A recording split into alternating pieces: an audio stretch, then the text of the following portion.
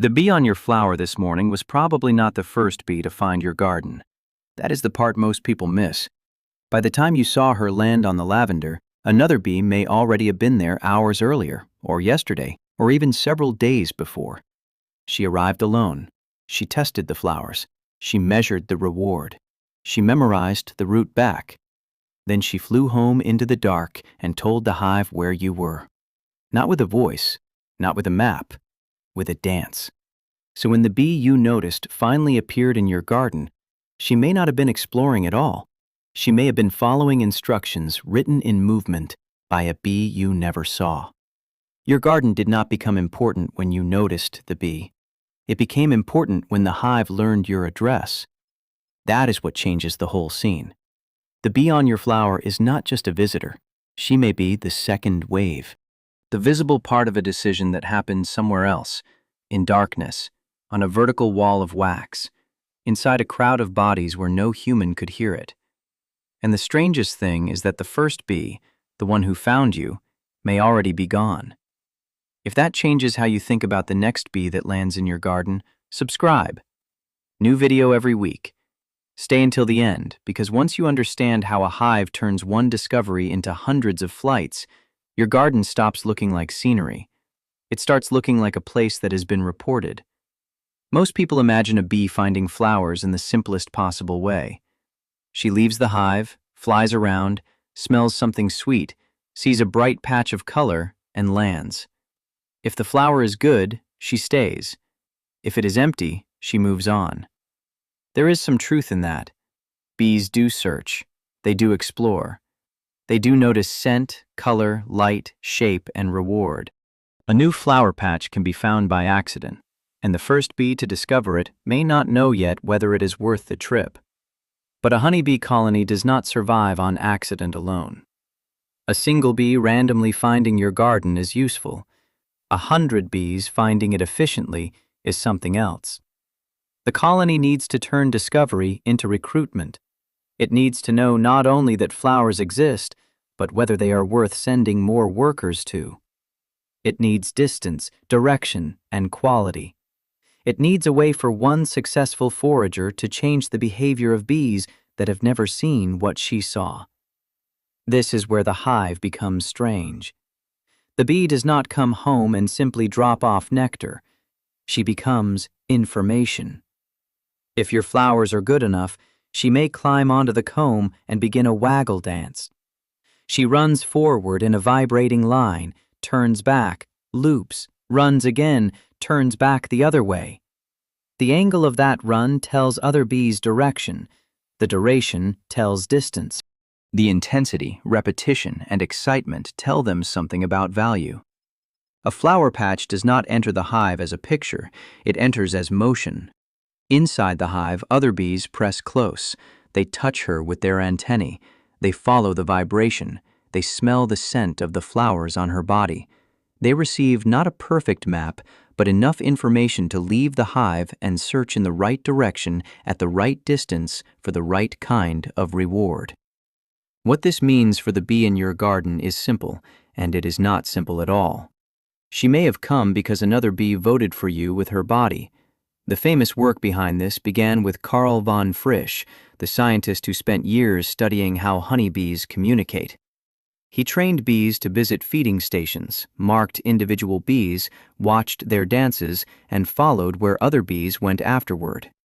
What he found was one of the great discoveries in animal behavior. Bees were not merely excited after finding food, they were transmitting location. The hive was not guessing, it was reading movement. Later work refined the details, challenged parts of the interpretation, measured the errors, and showed how recruits use dance information together with odor, memory, and search. But the core idea survived because it was too powerful to ignore. A bee can return from a food source and give her sisters information about where to go. That is the hidden scene behind your garden. You see the arrival. You do not see the report. The report may have happened in the dark while you were still asleep, or while you were inside making coffee, or while the garden looked empty from the window. A single forager came home carrying nectar and scent from your flowers. If the source was rich enough, she danced. If the dance was strong enough, another bee followed, then another, then another. By the time you saw one bee on the flowers, the hive may already have discussed you in the only language it has. This is where I want to ask you something, not at the end, but here, while the idea is still fresh.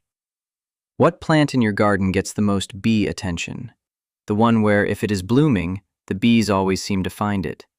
Lavender, clover, rosemary, thyme, apple blossom, wildflowers, something else. Write it in the comments. I read every single one, and for this video especially, those answers matter. Because each plant someone names is not just a flower. It may be a location some hive has already learned. Now go back to the bee on your flower. She lands with a kind of certainty that looks casual only because you do not know what happened before. She may lower her head into the bloom, move to the next, skip one that looks good to you but is not worth her time, then lift off in a direction that seems sudden. To you, she is a small animal moving through a garden. To the hive, she is part of an information loop. She came because information came before her. That loop begins with one bee making a private discovery. A scout or forager leaves the hive and searches. She may fly in widening arcs. She may follow scent carried by the wind. She may inspect a patch and test whether the nectar is worth collecting. She is not asking whether the garden is pretty. She's asking a harder question. Is this place worth the energy of the colony?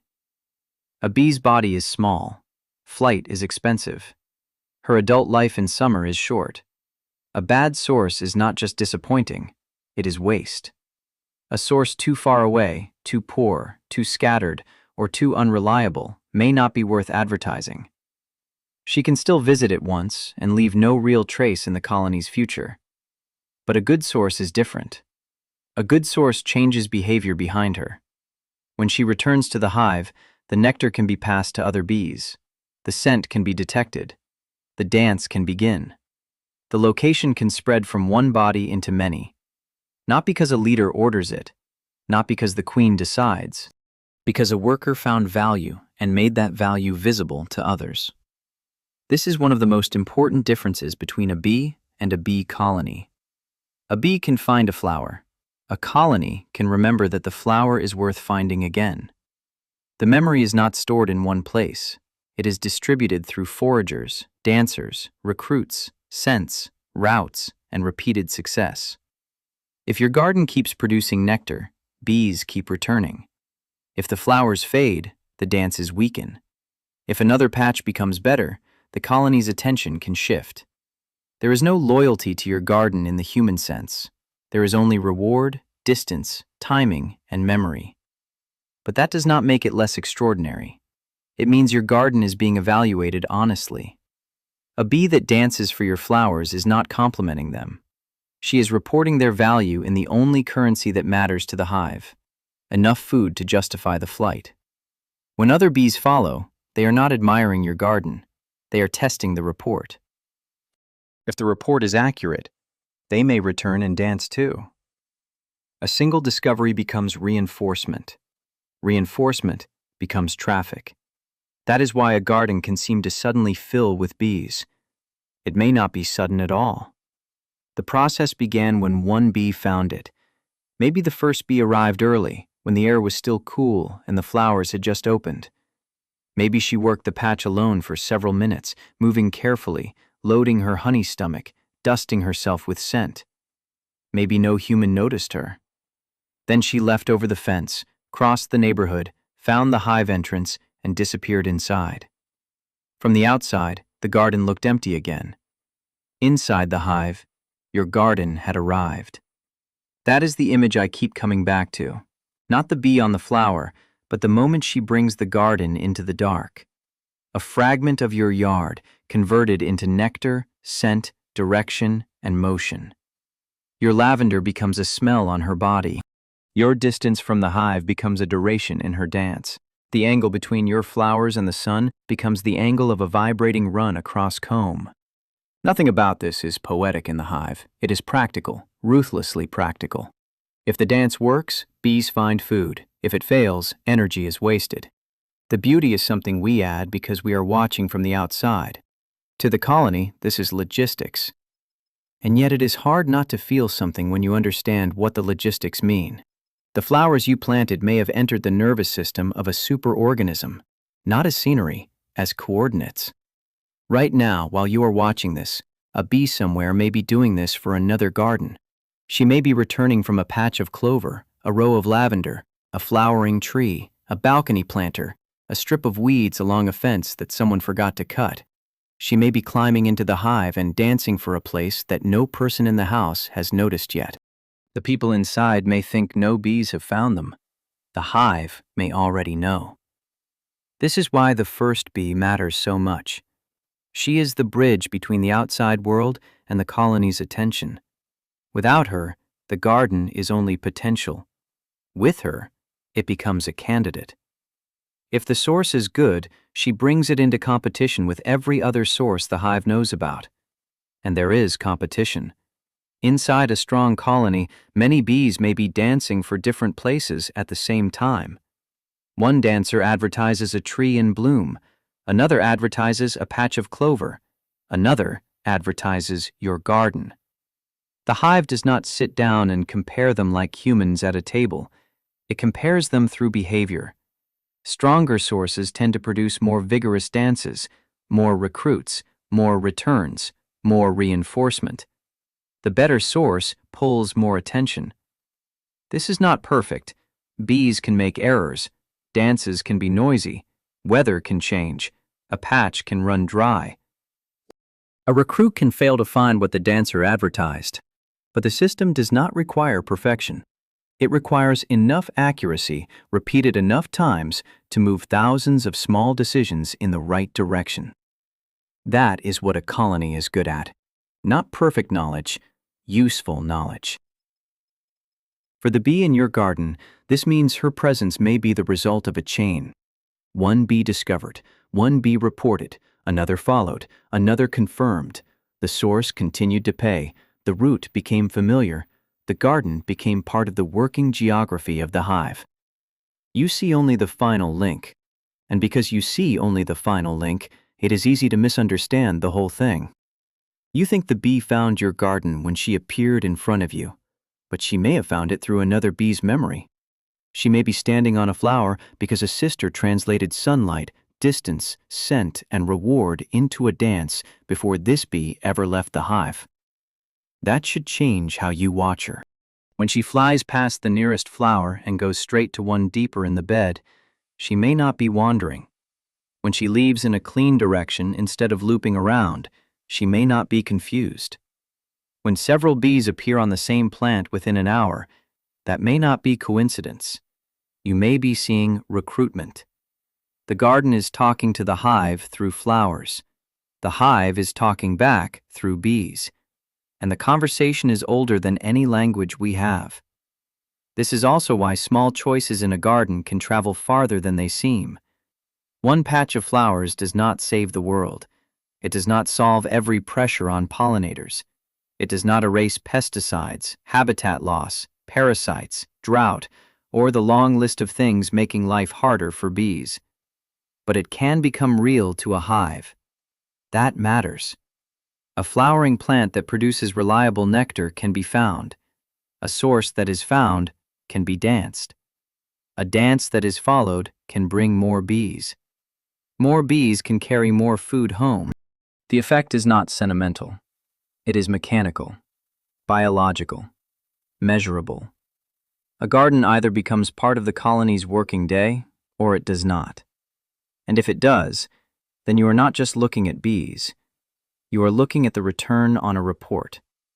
The first bee may have been gone before you ever stepped outside. She may have finished her visit while the morning was still quiet. She may have flown home, danced, and gone back out again. She may have made the same trip until her wings frayed and her body gave out weeks later. A worker bee does not have the luxury of keeping a discovery as a private experience. If it matters, it is shared. If it feeds the colony, it becomes information. That is one of the strange moral lessons bees keep forcing on us, even though they are not trying to teach us anything. A good thing found alone is not enough. It has to be brought back. The scout does not own the garden she found.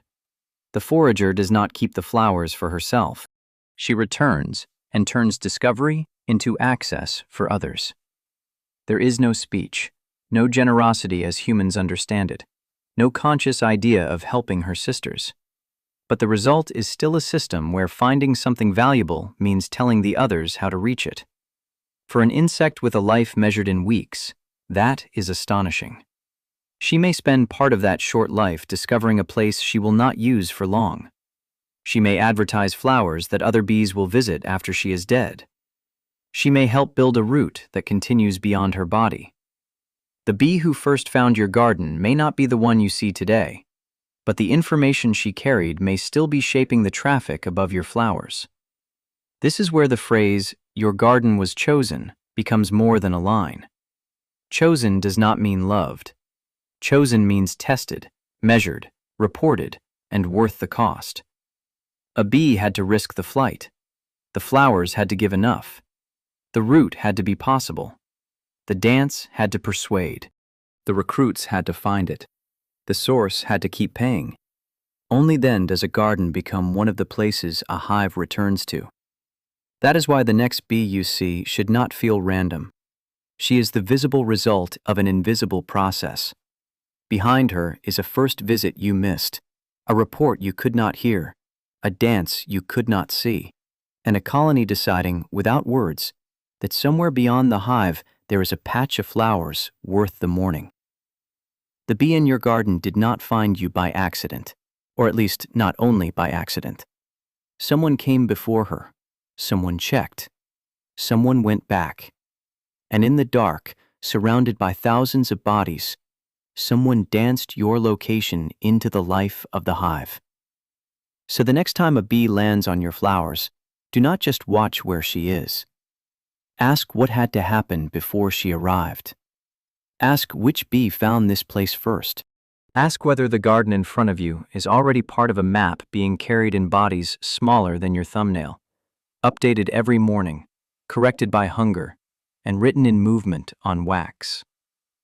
Subscribe for the next one. And the next time your flowers are suddenly full of bees, remember this: the first bee was probably there before you were.